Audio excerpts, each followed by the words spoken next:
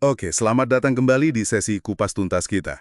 Hari ini kita mau gali perspektif menarik nih dari Alex Haro, salah satu pendiri Life 360. Ini ada kutipannya di buku Startup Myths. Fokus kita hari ini soal evolusi karyawan startup. Gimana mereka berubah dari katakanlah serba bisa jadi spesialis seiring waktu, seiring perusahaan tumbuh. Betul banget. Jadi sumber kita ya pandangan Haro ini, plus kita singgung juga beberapa mitos startup yang relevan dari buku itu. Misalnya mitos nomor 8 soal rekrut orang pengalaman, sama mitos nomor 9 tentang biarkan orang kerja sendiri. Tujuannya apa? Ya kita mau bedah aja dinamika tim startup ini. Gimana peran, ekspektasi, itu semua berubah. Penting nih buat Anda yang mungkin lagi di fase ini atau ya bakal ngalamin. Sip, mari kita mulai dari dasar dulu deh. Siapa Alex Haro dan Life 360 itu apa sih? Life 360 itu kan aplikasi buat keluarga ya, buat lacak lokasi gitu di ponsel. Uniknya, mereka mulai itu tahun 2008. Waktu itu smartphone kan belum kayak sekarang ya, belum booming banget. Iya, betul. Justru itu menunjukkan visi mereka, jangka panjang banget. Awalnya pengguna ya sedikit aja, tapi mereka bertahan karena yakin sama tujuannya, mau bantu keluarga. Itu kan penting. Pertumbuhannya baru meledak pas adopsi smartphone udah meluas. Nah, ini nyambung ke mitos #1 dan #14 soal timing pasar. Tentu aja, seperti yang disinggung mitos #18 juga, perjalanan startup itu ya ampun penuh tekanan. Stres. Justru karena ketidakpastian pasar, tim yang berubah-ubah itu, jadi ngelola stres itu bukan sekedar sampingan, tapi ya inti dari pengalaman awal. Menarik. Nah, ngomongin tim awal nih. Ada mitos umum kan, di mitos #8 itu disebut. Pokoknya rekrut orang paling berpengalaman. Tapi kayaknya di dunia startup ceritanya sering nggak gitu ya. Apa yang lebih krusial? Nah itu dia, di tahap awal banget seringkali cultural fit. Apa ya, kecocokan budaya kerja, nilai-nilai, gitu tuh jauh lebih penting. Jauh lebih penting daripada sekedar CV mentereng dari perusahaan besar. Kenapa? Karena karyawan awal itu biasanya tipe jack of all trades, generalis, orang yang bisa ngerjain macem-macem. Dan itu vital banget di fase awal, di mana semua serba terbatas kan? Oke. Generalis ya.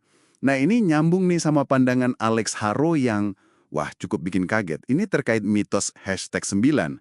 Mitos #9 itu kan intinya bilang, ya udah biarin aja orang ngerjain tugasnya, kasih kepercayaan gitu. Tapi kutipan Haro ini bilang, terlalu banyak kepala koki di dapur jadi masalah. Anda butuh saus chef. Anda butuh bagian persiapan. Terus dia lanjut, kami memberhentikan hampir separuh perusahaan. Sebagian besar karena dinamika yang muncul. Waduh, separuh perusahaan. Iya, kedengarannya drastis banget kan? Tapi ini gambaran jujur soal realitas pertumbuhan startup. Kutipan itu nunjukin pergeseran kebutuhan yang nggak bisa dihindari.